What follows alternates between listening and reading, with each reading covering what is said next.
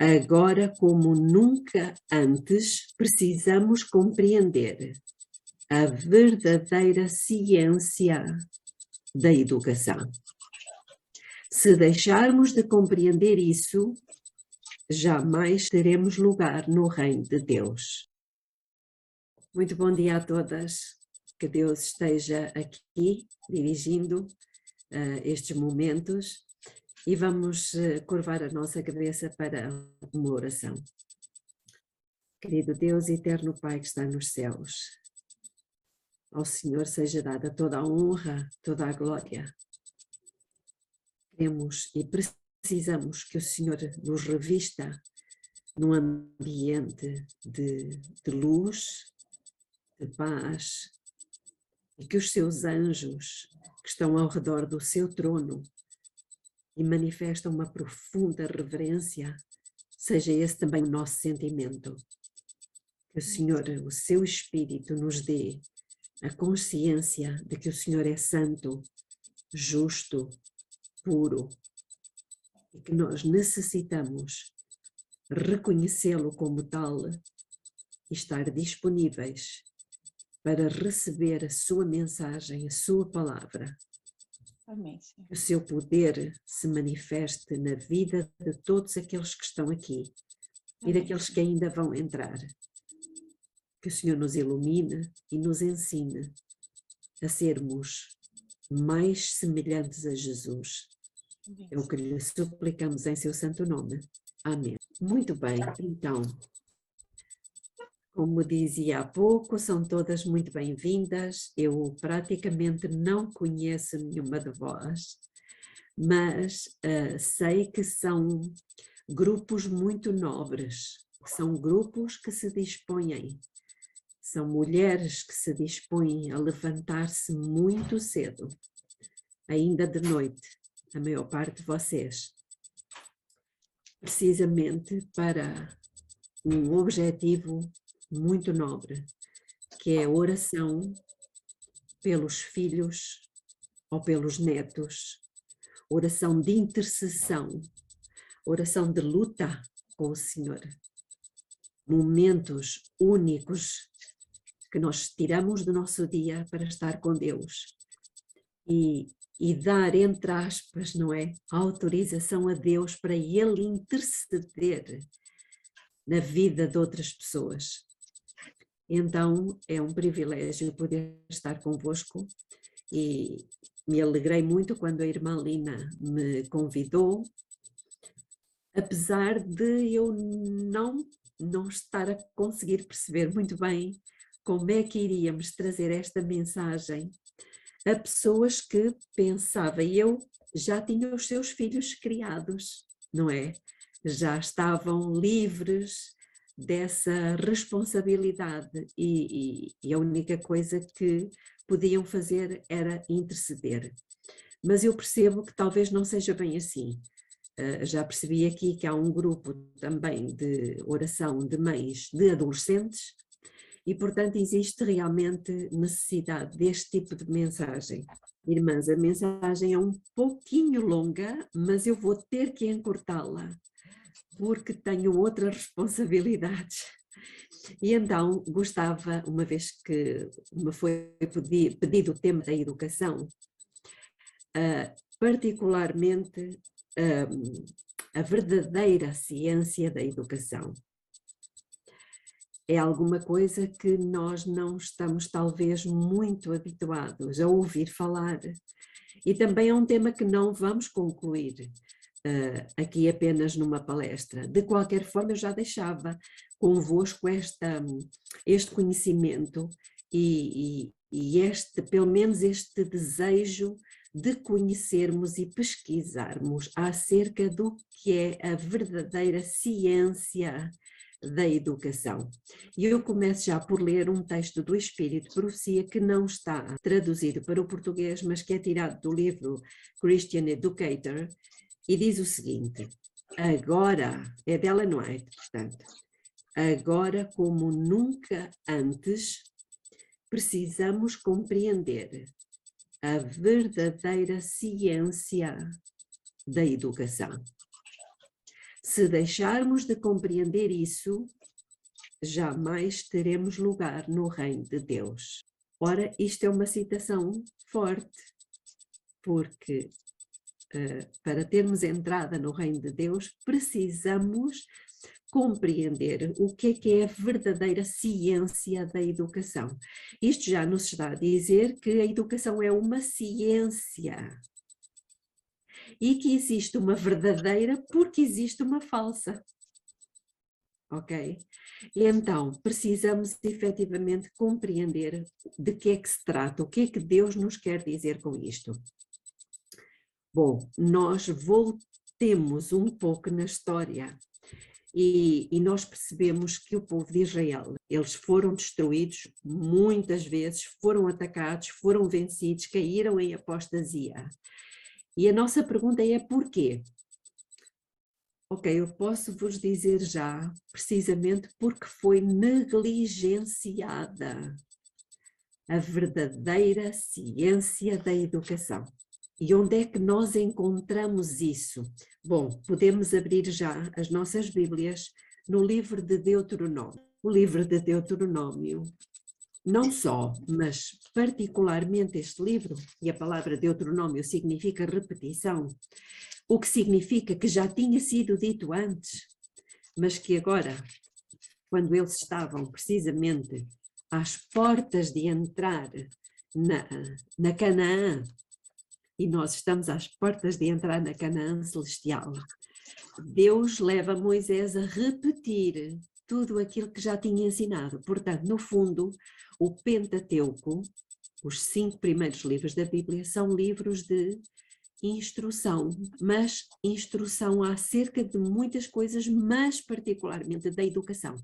Por isso é que no capítulo 6 de Deuteronômio, aquilo que é chamado no hebraico a Shema, portanto é algo que é muito importante, é uma oração, ao mesmo tempo, mas é um apelo de Deus.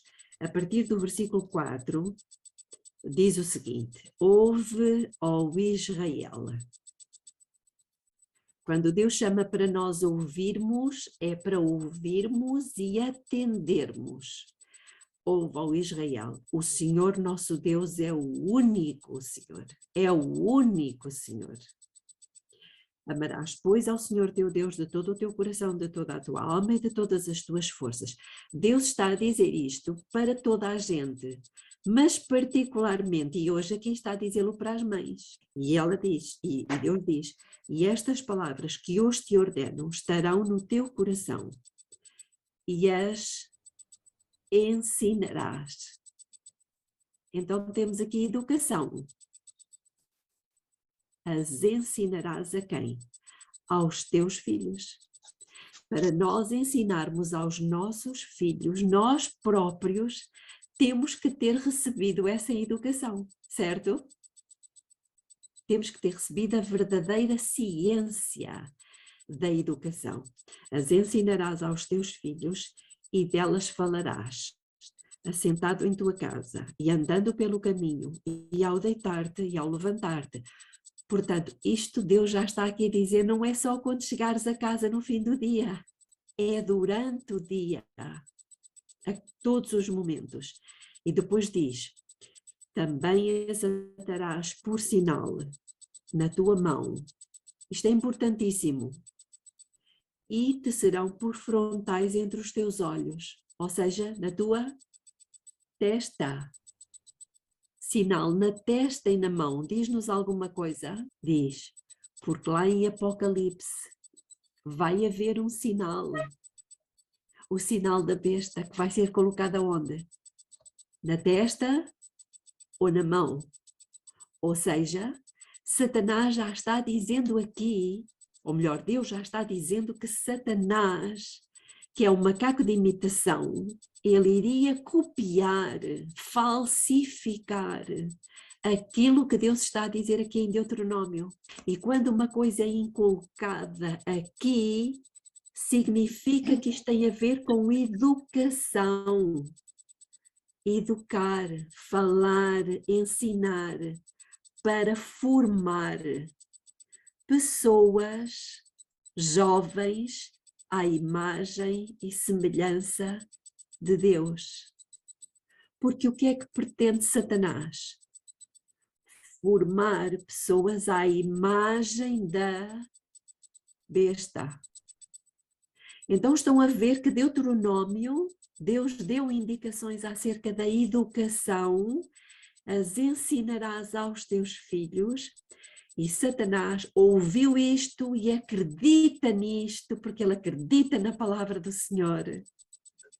E começou criando um plano de falsa educação para inculcar nos jovens, para inculcar nas pessoas, o quê? Uma falsa adoração. Então estamos a ver aqui que nós precisamos, por isso é que Ellen White disse que agora, como nunca antes, precisamos compreender a verdadeira ciência da educação. Se deixarmos de compreender isto, jamais teremos lugar no reino de Deus. Ou seja, no fundo, o que é que Deus está a dizer aqui? Se não compreendermos isto, corremos o risco de quê? De praticar a falsa adoração. Portanto, nós lembramos que o problema do povo de Israel foi que ele quis se ajustar a todos os povos que estavam ao seu redor. E o que é que aconteceu? Nós sabemos que ao longo da história, não é? Houve várias pessoas que se salientaram, mas particularmente nós vamos focar-nos aqui um pouco mais detalhadamente no livro de Daniel. Não podia ser de outra forma, porque no fundo Daniel e os seus companheiros, Ananias, Misael e Azarias, eles são, podemos dizer, um tipo do remanescente. São um tipo do remanescente. Porquê? Porque reparem o seguinte, eles eram o remanescente daquela altura. Lembram-se? Quando eles foram levados para a Babilónia, quem é que permaneceu fiel? Foram todos os israelitas? Não, apenas estes 4. Portanto, eles eram o remanescente. E nós acreditamos que nós somos o remanescente. Não é um remanescente, nós somos o remanescente. Segundo, eles propuseram no seu coração não se contaminar. O que é que nós propomos no nosso coração? Não nos contaminar. Terceiro, eles enfrentaram uma crise de adoração. Nós sabemos que temos à nossa frente, aliás, as 3 mensagens angélicas são um chamado a quê? À verdadeira adoração. A primeira, particularmente, e a terceira.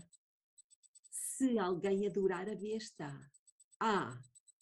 então há aqui uma ameaça para quem adorar a besta. Porquê? Porque Deus nos chamou a praticar a verdadeira. E quarto, eles viveram num período profético. E nós também vivemos num período profético, irmãos. No período da última igreja descrita em Apocalipse, a igreja de Laodiceia. Então há aqui muitos paralelos. E não só, e vou-vos dizer mais. Eles foram levados para o exílio, passaram momentos angustiosos. E nós sabemos que vamos passar por um tempo de angústia, como nunca houve. Outro, viveram num tempo, Daniel e os seus companheiros viveram num tempo, em que quem é que governava o mundo? Era Babilónia. Era ela que ditava as leis. E nós? Não é exatamente a mesma coisa? É exatamente a mesma coisa. Um outro ponto, importantíssimo, é que Daniel e os seus companheiros viveram até ao tempo de Ciro. E o que é que Isaías diz de Ciro? Que ele é ou era o ungido, ou seja, o Messias. Então, irmãos, nós não estamos a viver no tempo em que vamos ver o ungido, o Messias. Então estão a ver que há aqui muitos paralelos e nós nos perguntamos quais foram os princípios, ou melhor, a verdadeira ciência da educação que levou estes jovens a permanecer firmes em todo o contexto que nós conhecemos. Bom, eu não sei se as vossas Bíblias têm o capítulo 0 do livro de Daniel. Têm. Só que as irmãs talvez nunca pensaram nisto.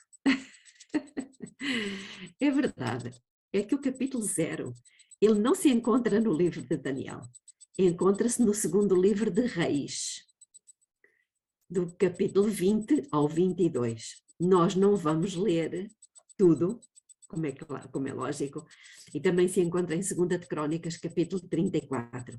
Mas nós vamos tentar, eu vou tentar ser muito sintética para os irmãos perceberem o que é que acontece aqui. Bom, no livro Educação, livro Ellen White de Educação, no capítulo 2, no parágrafo 20.1, diz o seguinte: o método de educação instituído ao princípio do mundo deveria ser para o homem o modelo durante todo o tempo subsequente.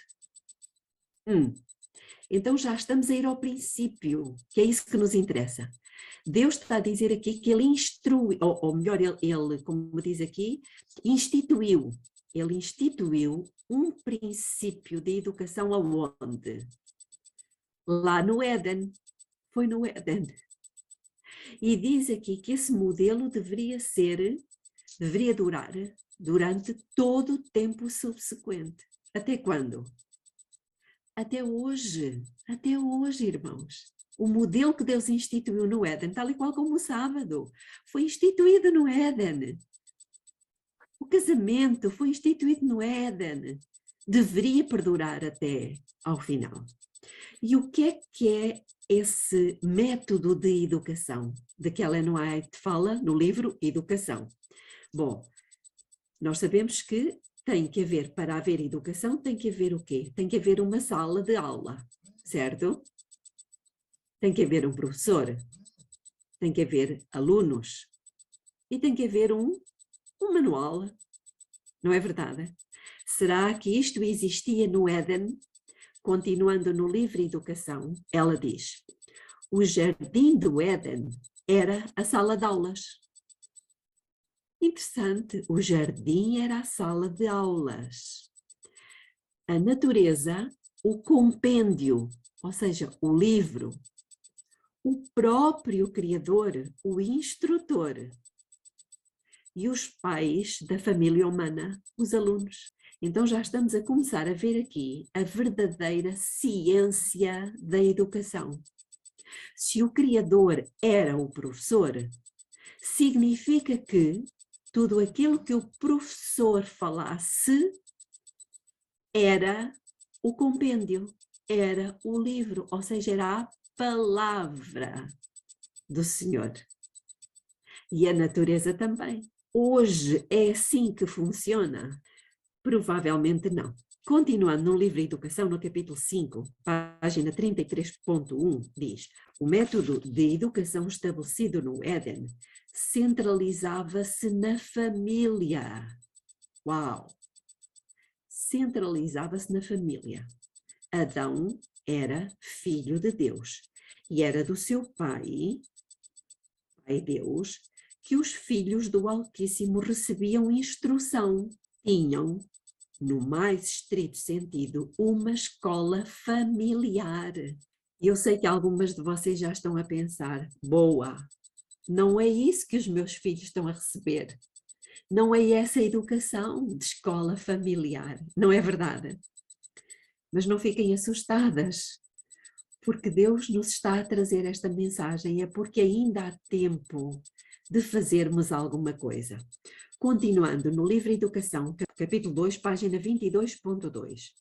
O Jardim do Éden era uma representação do que Deus desejava se tornasse a terra toda. E era seu intuito que, à medida que a família humana se tornasse mais numerosa, estabelecesse outros lares e escolas semelhantes à que ele havia dado. Desta maneira, com o decorrer do tempo, a terra toda seria ocupada com lares e escolas em que as palavras e as obras de Deus seriam estudadas e onde os estudantes mais e mais ficariam em condições de refletir pelos séculos sem fim a luz do conhecimento da sua glória. Ou seja, Deus projetou para durar para sempre. Mas nós sabemos o que é que aconteceu. O pecado entrou, estragou tudo, mudou tudo, e agora Deus teve que, enfim, tentar consertar aquilo que tinha sido estragado. Mas Deus tinha dito que os seus filhos só deveriam conhecer o bem. E Satanás disse assim: não, o bem não, eles também precisam conhecer o mal. Por isso é que a árvore era a árvore da ciência do bem e do mal. No livro Educação, capítulo 5, página 33.2 diz: no plano divino de educação, adaptado às condições do homem após a queda, Cristo agora ocupa o lugar de representante do Pai, como o elo conectivo entre Deus e o homem. Estão a perceber? A partir do momento em que entrou o pecado, o que é que aconteceu? Aconteceu já aqui uma mudança. Já não era mais o próprio Deus, o professor, mas era quem? O seu Filho, Jesus Cristo, que fazia a ligação entre Deus e a criatura. Ele, Cristo, é o grande ensinador da humanidade. E ele ordenou que os homens e mulheres fossem seus representantes. A família era a escola e os pais, os professores. Estamos a perceber aqui, portanto, os pais receberiam instrução diretamente de Cristo, que é a palavra, e por sua vez ensinariam aos seus filhos. Estão a ver a mudança que se operou. Continuando no capítulo 5. A educação centralizada na família era a que prevalecia nos dias dos patriarcas. Lembram-se os patriarcas? Abraão, Isaac, Jacó, era este o modelo. Deus provia às escolas. Às escolas? Vamos continuar. Assim estabelecidas as mais favoráveis condições para o desenvolvimento do caráter. Então, que escolas eram aquelas? Eram escolas centralizadas na família. Se os irmãos lerem os primeiros livros da Bíblia, vão ver que não havia escolas. Como é que as crianças eram instruídas? Como é que elas eram educadas? Em casa pelos seus pais. Então, as famílias eram a escola. Continuando, o povo que estava sob a sua direção ainda prosseguia com o plano de vida que ele havia designado ao princípio. Os que se afastavam de Deus construíam para si mesmos cidades. Lembram-se o que é que aconteceu em Gênesis. Mas os homens que se ativeram aos divinos princípios de vida moravam entre os campos e as colinas. Eram cultivadores do solo e guardas de rebanhos. E nessa vida livre, independente, com as suas oportunidades para o trabalho, estudo e meditação, aprendiam acerca de Deus e ensinavam os filhos o respeito das suas obras e caminhos. Então, no tempo dos patriarcas, como é que era? A organização era a família, os professores eram os pais e o conteúdo era o quê? Era a palavra de Deus e as obras de Deus, ou seja, a natureza. Agora vamos tentar ver aqui alguns exemplos.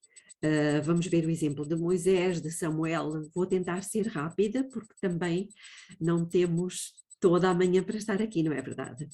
Então, quando Deus quis um líder, irmãos, quando ele precisou de um líder para tirar o seu povo do Egito, qual foi o plano de educação que Deus instruiu?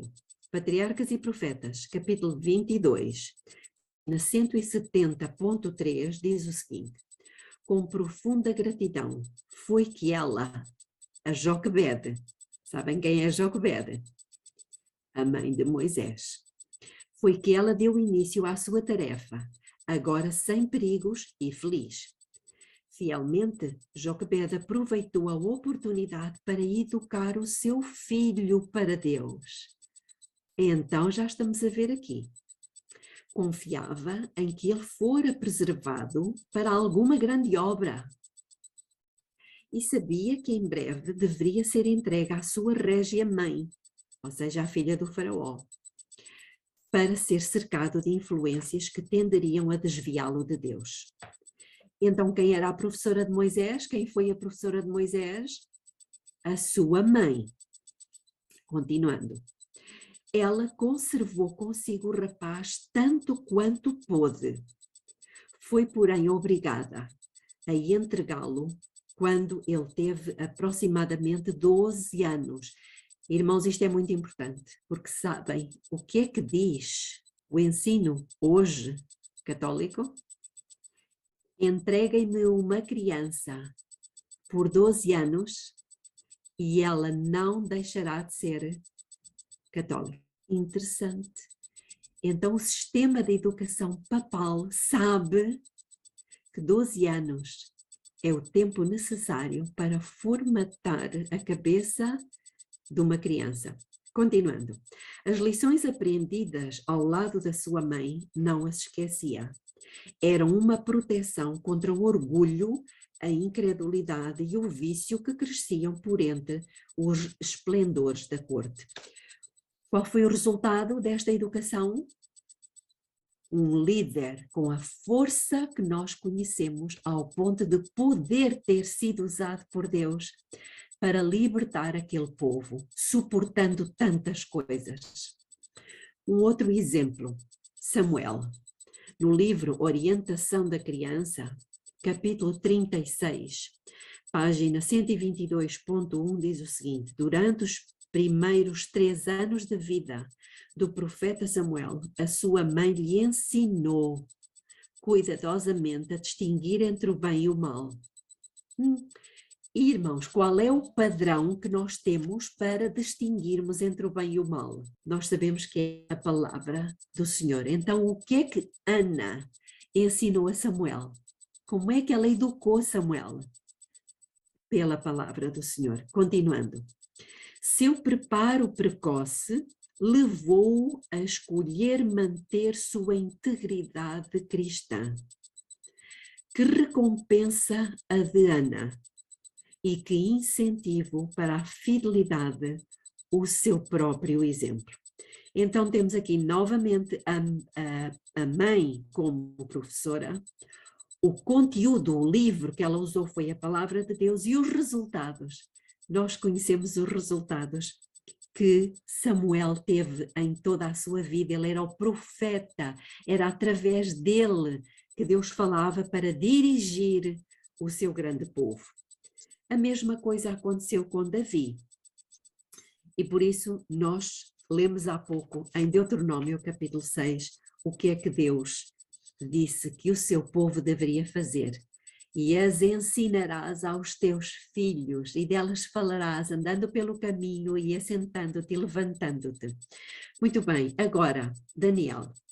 Muito bem, nós conhecemos a força deste profeta e conhecemos a história, não vamos deter-nos na história porque o nosso objetivo não é esse, mas vimos que era um homem com uma solidez espiritual vista em muito poucas pessoas. Este homem, podemos dizer que representa os 144 mil. Os 144 mil, muito bem, ou seja, a última geração. E como é que foi a educação do Daniel? Os pais de Daniel seguiram alguma instrução? Vamos ver.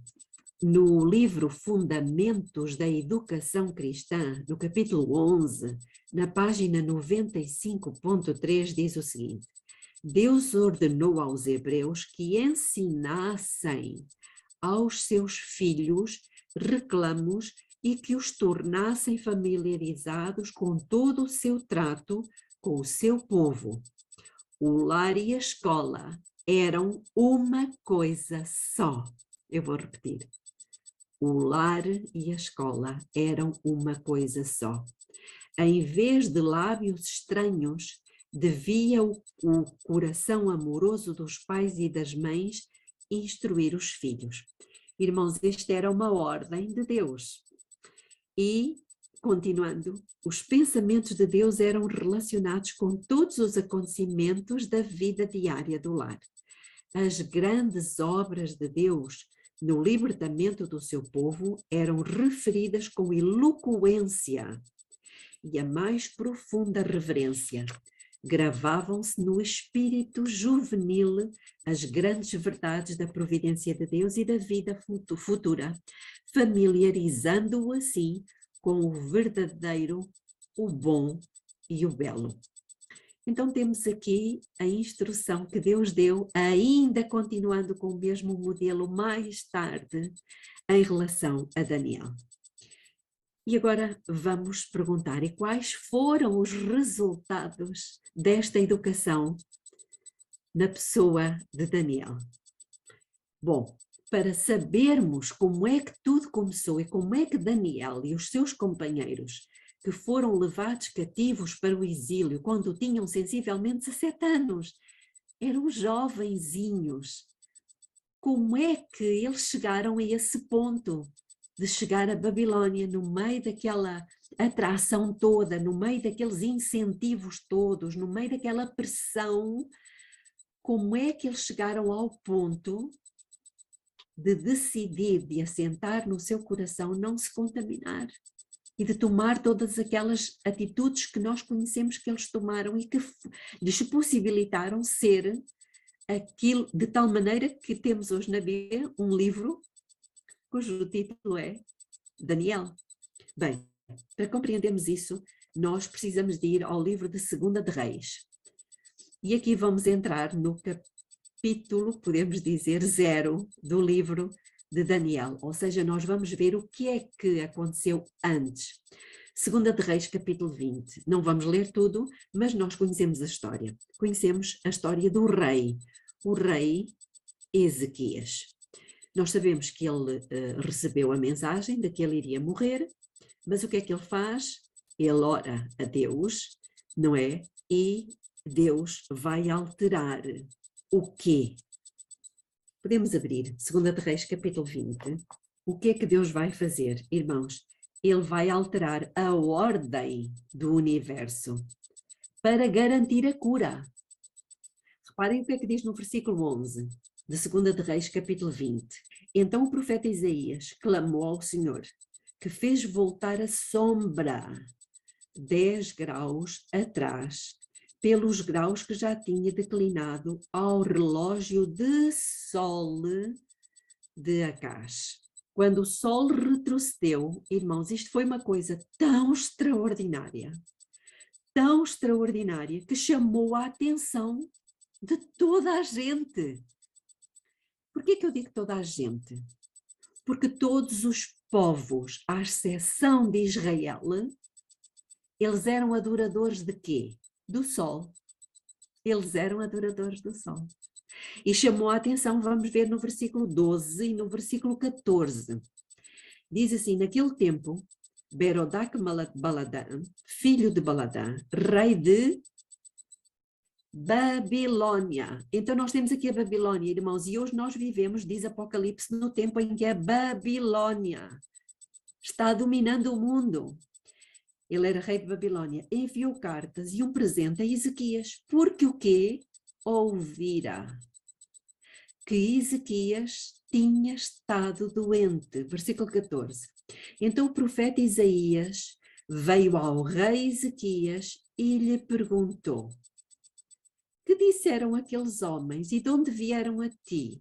Respondeu Ezequias: vieram de um país muito remoto, ou seja, da Babilônia. Então reparem, os adoradores do sol, cujo sol era o seu Deus, ouviram que o Deus de Ezequias era mais forte ou mais fraco? Mais forte que o Deus deles.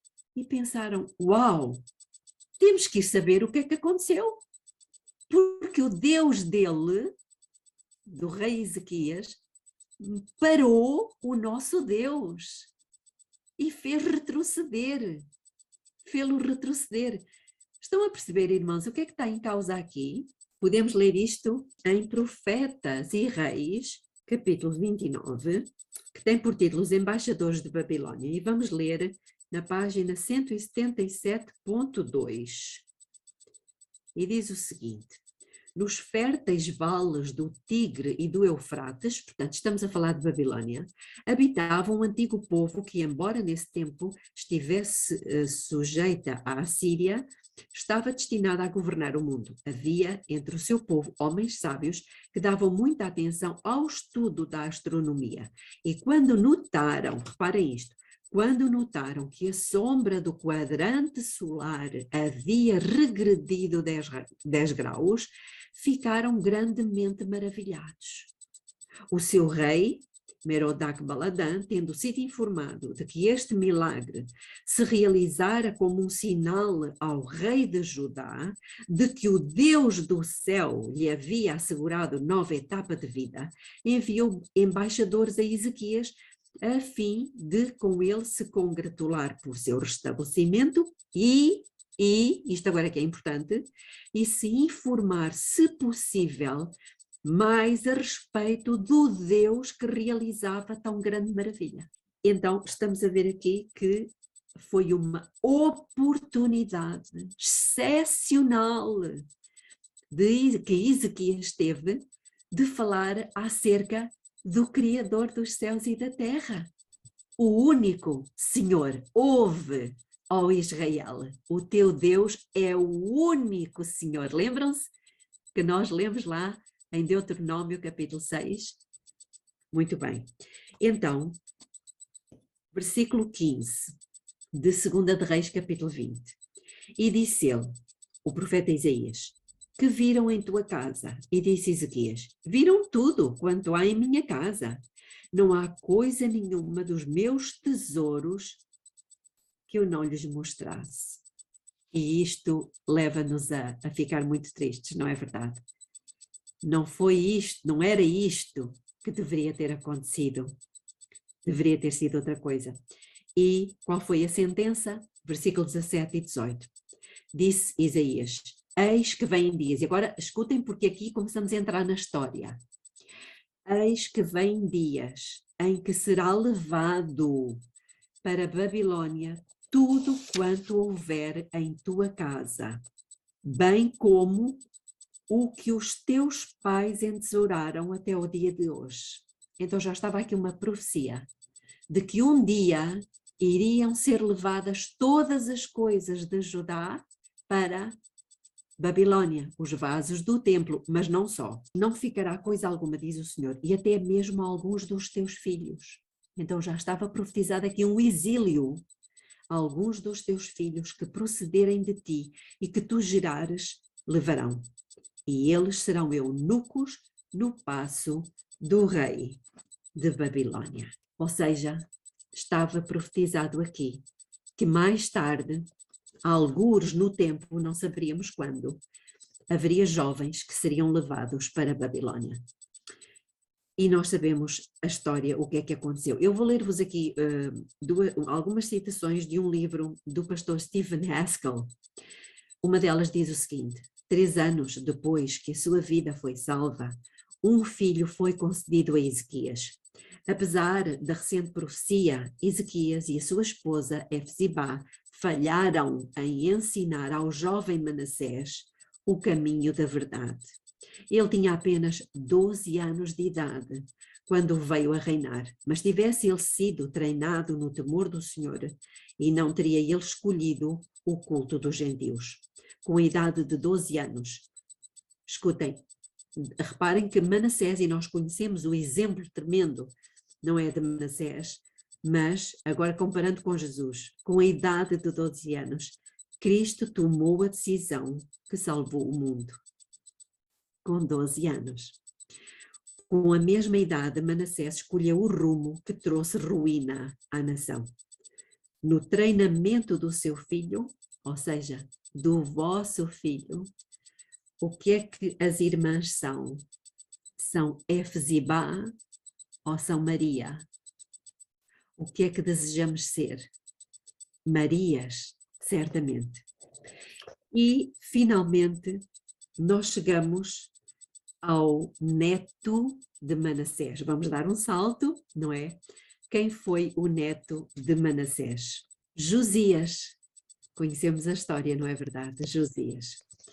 E foi esse rei, irmãos, depois daquela apostasia toda, depois daquelas desgraças que nós conhecemos dos livros de reis a partir de Ezequias até Josias, foi exatamente com este rei que a Bíblia diz que não se desviava nem para a direita nem para a esquerda. Apesar de ele ter tido exemplos tremendos, ele se determinou a obedecer, independentemente de tudo. E ele diz a Bíblia que ele viajou pelo reino de Judá. E o que é que ele fez? Josias. O que é que ele fez? Ele fez grandes reformas. Ele destruiu os falsos deuses. E à medida que Josias conduzia essas reformas, os seus servos restauravam o templo. E foi aí que eles encontraram alguma coisa que se tinha perdido, porque nós só podemos encontrar uma coisa que se perdeu. Vamos interromper aqui, vamos fazer uma oração. As irmãs que estão a ouvir isto, certamente que reconhecem que precisamos de alguma coisa, alterar algumas coisas na nossa vida. E eu iria pedir a uma irmã que, por favor, fizesse uma oração curta, objetiva, daquilo que o Senhor colocou até agora no seu coração. Quem quer orar? Oremos. Poderoso Deus, amado Pai, na Tua presença estamos buscando o Teu ensinamento, estamos buscando a Tua graça para poder alcançar a nossa família, nossos filhos. Nesse momento, muitas e muitas mães estão aqui, Senhor, colocando o seu joelho no pó e te suplicando a Tua presença, o Teu ensinamento, te suplicando, Senhor, obedecer e ensinar os nossos filhos. Que nós possamos, ó Deus, ser preparados pelo Teu Santo e Bom Espírito e assim, Senhor, alcançar os nossos filhos para o Teu reino. Assim como tomamos a nossa decisão de andar no Teu caminho, que o Senhor nos ajude a sermos testemunha e servirmos de ensinamento para os nossos filhos. É a nossa oração, em nome de Jesus. Amém. Então, irmãos e irmãs, se eles tinham perdido a lei, e sabem que eu ouvi agora há muito pouco tempo uma estatística de que os adventistas do sétimo dia leem a Bíblia, estudam a Bíblia apenas 15 minutos por semana. 15 minutos por semana. O que é que então causou a apostasia do povo de Israel? Foi precisamente o terem perdido a lei. E o que é que trouxe a reforma? O acharem a lei. Estamos a perceber, irmãos? Então aqui já estamos a ter o princípio que Deus instruiu lá no Éden. Nós precisamos recuperar o estudo da palavra. Eu sei que a vida hoje é muito complicada. Eu sei que as dificuldades para pormos pão na nossa mesa são muito grandes.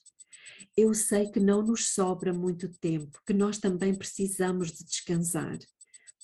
Mas, irmãos, tanto quanto nós possamos, uma vez que de educação não são só os filhos que necessitam, sou eu, somos todas nós, que nós possamos começar aqui a estudar o livro da lei de uma forma mais intensa. E foi o que Josias fez. Ele começa, quando foi encontrado o livro da lei, nós já vamos ler isso, quando Josias soube que o seu escrivão, o Safã, tinha encontrado o livro da lei, sabem o que é que ele fez? Ele sentou-se para ouvir. E ele percebeu que a prosperidade da nação dependia de obedecer àquilo que lá estava escrito. Vamos abrir em 2 de Reis, capítulo 22. Demos um salto do capítulo 20 para o capítulo 22. E vamos ler o versículo, não vamos ler tudo, as irmãs depois podem ler com calma estes capítulos, o 20, o 21 e o 22. Mas então vamos ler o versículo 11, aliás, o 10 e o 11. Safã, o escrivão, falou ainda ao rei, dizendo: o sacerdote Ilquias me entregou um livro. E Safã o leu diante do rei. E sucedeu que, tendo o rei ouvido as palavras do livro da lei, irmãos, parece que foi uma coisa nova, rasgou as suas vestes. Quando é que as pessoas rasgavam as suas vestes? Quando estavam estupefactas, quando estavam desesperadas, quando estavam sem rumo. Profetas e Reis, capítulo 33, página 203.1, diz o seguinte: essas passagens revelaram a Josias o amor de Deus por seu povo e a sua aversão ao pecado. Ou seja, Josias compreendeu. O livro da lei, estamos a falar dos 5 primeiros livros: Gênesis, Êxodo, Levítico, Números e Deuteronômio. Então ele compreendeu, irmãos, o livro da lei não tinha, eles não tinham acesso a ele tinha-se perdido, a Bíblia tinha ficado lá para trás, tinha ficado na estante, a ganhar pó. Eu estou a passar isto um pouco para os nossos tempos hoje. Então ele percebeu o amor de Deus pelo seu povo e a aversão de Deus ao pecado. Lendo o rei as profecias do apressado juízo sobre os que persistissem na rebelião, tremeu ante o futuro. Qual seria o resultado da sua continuada apostasia? Qual seria o resultado? Irmãos, será que nós estamos a entender aqui a necessidade de educação baseada na palavra do Senhor, irmãos? Eu falo para mim, em primeiro lugar, que já sou avó, a necessidade de voltarmos para a palavra. Será, irmãos, que nós entendemos como o rei Josias, que a nossa sobrevivência como igreja depende de nós voltarmos a mergulhar na palavra do Senhor? Temos consciência, tal como Josias teve, de que nos temos afastado da palavra do Senhor? Precisamos tomar as mesmas atitudes que Josias tomou. Voltar para a palavra de Deus e voltar para o espírito de profecia. Profetas e Reis, capítulo 33, página 201.1. As influências silenciosas, mas poderosas, postas em operação pelas mensagens dos profetas, quanto ao cativeiro babilônico, que nós lemos há pouco em 2 de Reis 20, 17 e 18, muito fizeram para preparar o caminho para uma reforma que ocorreu no 18º ano do reinado de Josias. Então, o que é que preparou o caminho para a reforma de Josias? A obra dos profetas, quando ele começou a ler os profetas. Agora vamos ler o versículo 13 de 2 de Reis, capítulo 22. Aliás, vamos ler o versículo 12 e 13. Então o rei deu ordem a Ilquias, o sacerdote, e a Aicão, filho de Safã, a Acbor, filho de Micaías, a Safã, o escrivão, e a Asaías, servo do rei, dizendo: escutem isto. Ide, consultai ao Senhor por mim, e pelo povo, e por todo o Judá, acerca das palavras deste livro que se achou. Porque grande é o furor do Senhor que se acendeu contra nós, porquanto os nossos pais não deram ouvidos às palavras deste livro, para fazerem conforme tudo quanto acerca de nós está escrito. Irmãos, isto não nos faz lembrar nada. Lembram-se da oração de Daniel no capítulo 9? Talvez não se lembrem. Vamos interromper aqui, 2 de Reis, ponham a vossa mão, porque nós já vamos voltar lá.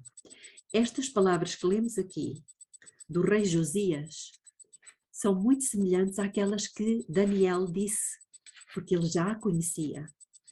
E foi por isso que ele sabia a razão de estar no exílio.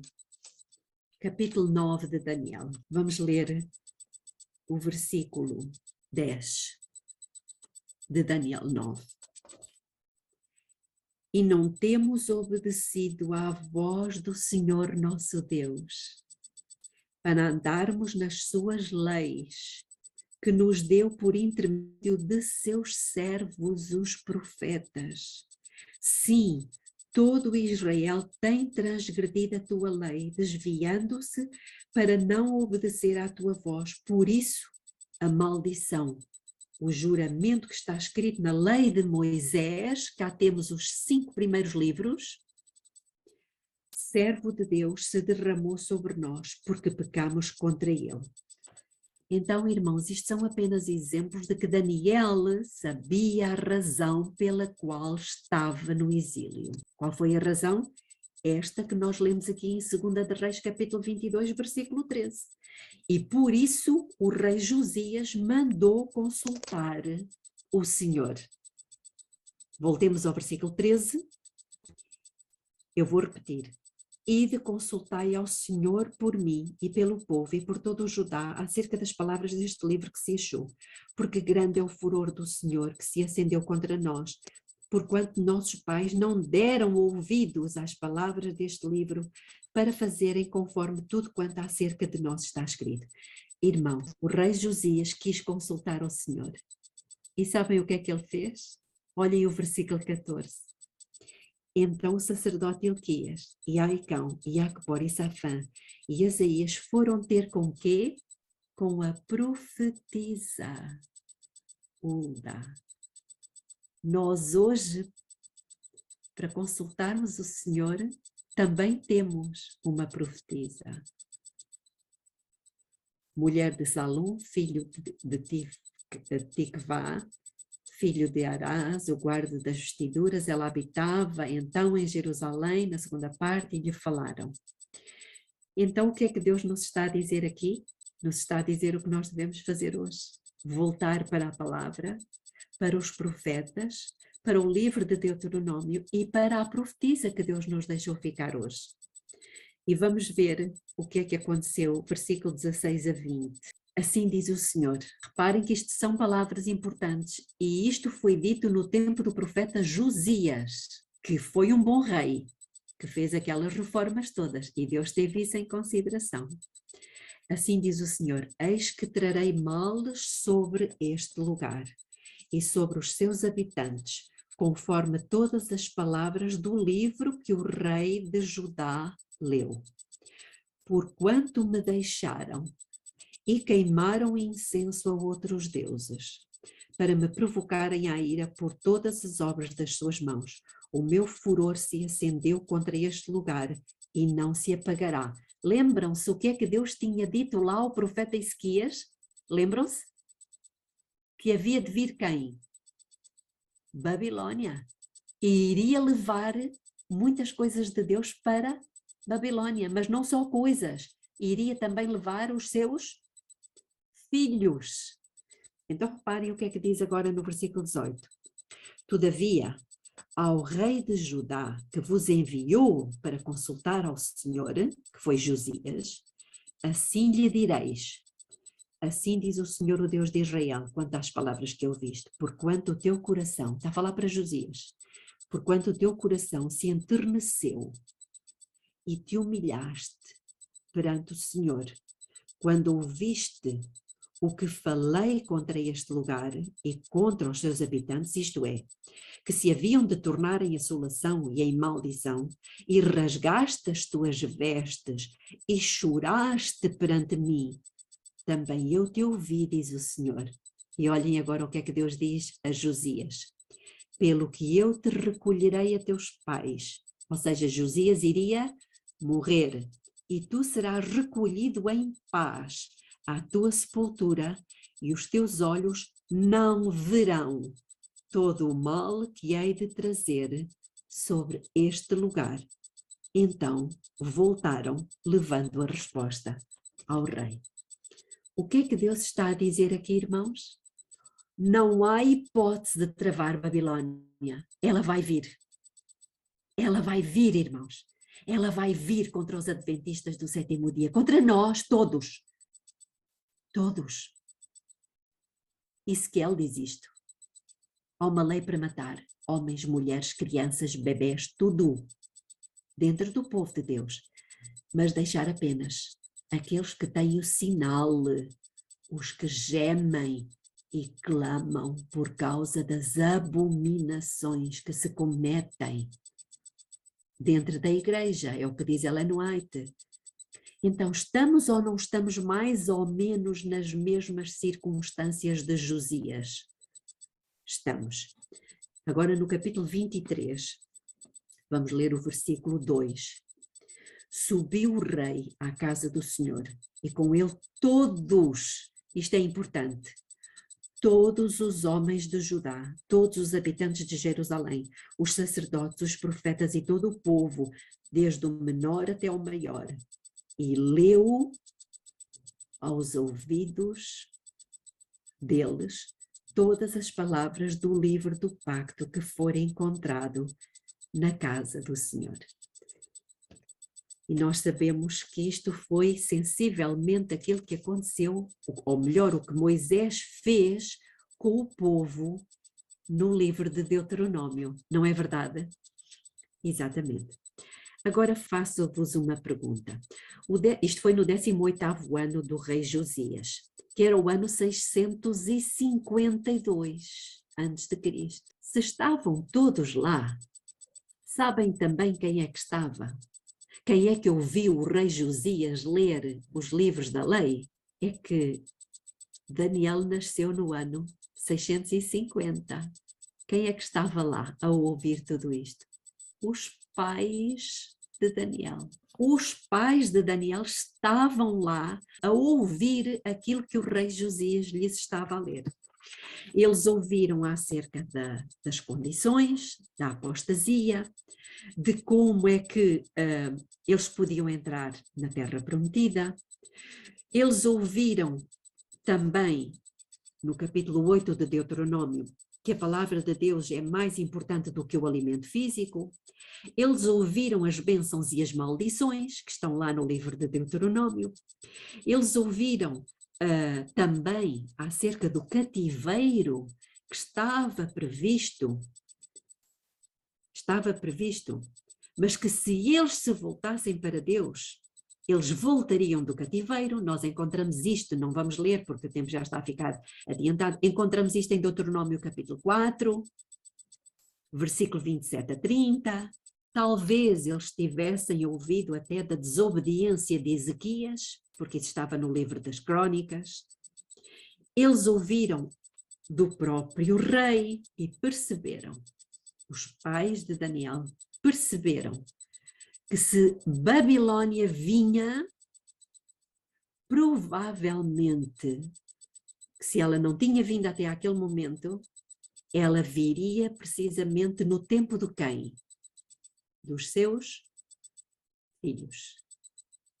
Não foram só os pais de Daniel, foram os pais de Daniel, de Ananias, de Misael e de Azarias. E por isso é que eu vos disse que estes 3 capítulos, 2 de Reis 20, 21 e 22, são o capítulo 0 de Daniel. Percebem agora, irmãos? A destruição, ela viria, mas não no tempo do rei Josias.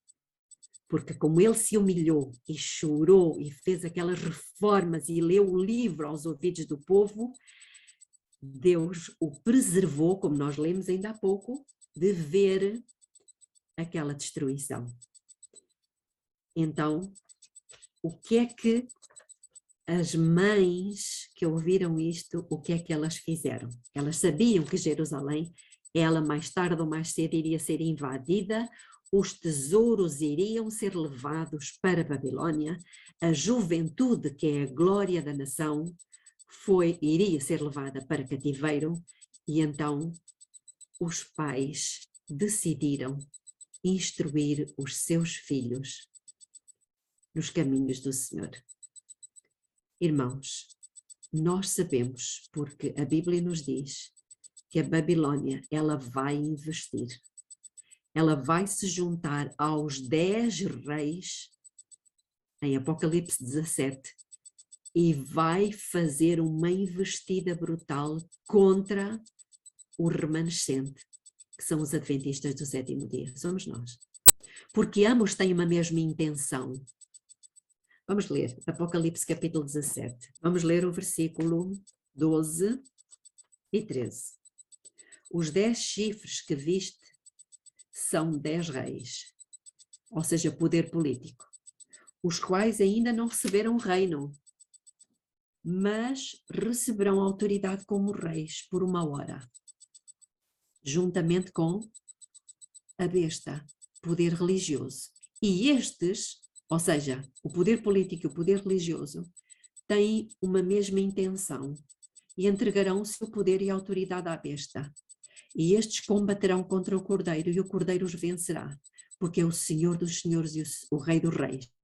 E vencerão com ele também os que estarão com ele, os chamados, eleitos e fiéis. Meus irmãos, quando Babilônia invadiu Jerusalém e Daniel e os seus companheiros estavam lá, como é que eles eram?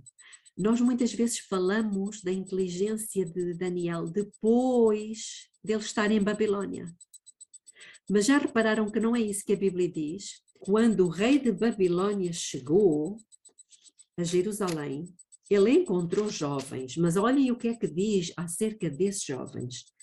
Daniel capítulo 2, versículo 3 e 4. Capítulo 1, perdão, não é capítulo 2. Diz o seguinte: Então disse o rei a Aspenaz, chefe dos seus eunucos, que trouxessem alguns dos filhos de Israel dentre a linhagem real e dos nobres. Agora reparem, jovens em quem não houvesse defeito algum, de bela aparência, dotados de quê? Então, antes deles irem para a Babilônia, eles já eram o quê?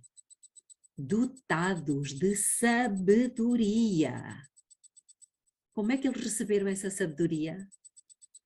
Das suas mães, que ouviram o rei Josias e perceberam que a profecia estava prestes a cumprir-se e que provavelmente seria no tempo dos seus filhos. Ou seja, vamos ler o resto do versículo. Dotados de sabedoria, inteligência e instrução. Então eles tinham sido ensinados na verdadeira ciência da educação. E que tivessem capacidade para assistir no palácio do rei e que lhes ensinasse as letras e a língua dos caldeus. Eles já tinham sido instruídos, eles já tinham sido educados. Porquê? Porque provavelmente as suas mães tiveram consciência, acreditaram no que estava escrito, sabiam da profecia que tinha sido feita no tempo do profeta Ezequias, de que no futuro os filhos iriam ser levados em cativeiro para a Babilônia. Irmãos, nós precisamos ter esta percepção. E elas educaram aquelas crianças, aqueles jovens, na palavra do Senhor, de maneira a prepará-los para eles resistirem quando fossem levados para tempos de angústia. É lógico que não assustaram os filhos, mas também é certo que elas voltaram aos princípios da verdadeira educação. Irmãos, vamos ficar por aqui, o tempo já está avançado e, como eu vos disse, eu tenho outros compromissos. Mas eu gostava de deixar um apelo que se encontra no livro de educação, porque talvez alguns de vocês estão a pensar, mas os meus filhos já são grandes, eu já não os eduquei talvez desta forma, e agora? Eu acredito que o Senhor vai nos dar oportunidade, e não é por acaso que lá em Malaquias, capítulo 4, versículo 5 e 6, diz o seguinte: eis que vos envio o profeta Elias, antes que venha o grande e terrível dia do Senhor. E o que é que esse Elias vai fazer? Converterá o coração dos pais aos filhos e dos filhos aos seus pais. Então, irmãos, vai haver aqui uma mudança. E no livro Educação, na página 32, no capítulo 32, na página 276.3, capítulo 32, 276.3, diz assim: jamais a educação cumprirá tudo aquilo que pode e deve antes que a importância da obra dos pais seja completamente reconhecida e recebam eles o preparo para as suas sagradas responsabilidades. Louvado seja Deus, irmãos, louvado seja Deus, louvado seja Deus. Então nós que estamos aqui e que estamos a compreender e a reconhecer que necessitamos nós mesmos desta educação, o Senhor vai ter isso em conta e vai nos dar a oportunidade de consertar tudo. Eu vou orar. Querido Deus eterno Pai que está nos céus, ó Senhor, não temos palavras para agradecer esta luz, esta mensagem que o Senhor nos trouxe. Nós que nos preocupamos com os nossos filhos, com os nossos netos, mas acima de tudo, Pai, recebemos esta esperança agora de que, e eu vou repetir, jamais a educação cumprirá tudo aquilo que pode e deve antes que a importância da obra dos pais seja completamente reconhecida e recebam eles o preparo para as suas sagradas responsabilidades. Ó Pai, que o Senhor nos ajude a nós, pais, avós, a nos prepararmos nós mesmos para podermos auxiliar aqueles que talvez devêssemos ter preparado de outra forma, educado de outra maneira. Pedimos perdão ao Pai, nos humilhamos diante do Senhor, porque nós não sabíamos estas coisas, porque talvez não, enfim, Senhor, não tivemos oportunidade. Mas agora que estamos a receber, que o Senhor permita, por favor, que todos nós ainda consigamos restaurar tudo aquilo que não fizemos até o momento. Que o Senhor derrame o seu Espírito sobre todos estes pais e mães que estão aqui, avós, para que haja uma reforma, Senhor, para que nós voltemos para a sua palavra, para que comecemos a fazer as reformas que o rei Josias fez e que haja uma mudança, um reavivamento da verdadeira piedade entre nós. Eu lhe suplico estas graças, Pai, juntamente com o perdão dos nossos pecados, em nome e por amor de Jesus Cristo, nosso Salvador. Amém. Amém, glória a Deus. Agora, como nunca antes, precisamos compreender a verdadeira ciência da educação. Se deixarmos de compreender, jamais teremos lugar no reino de Deus.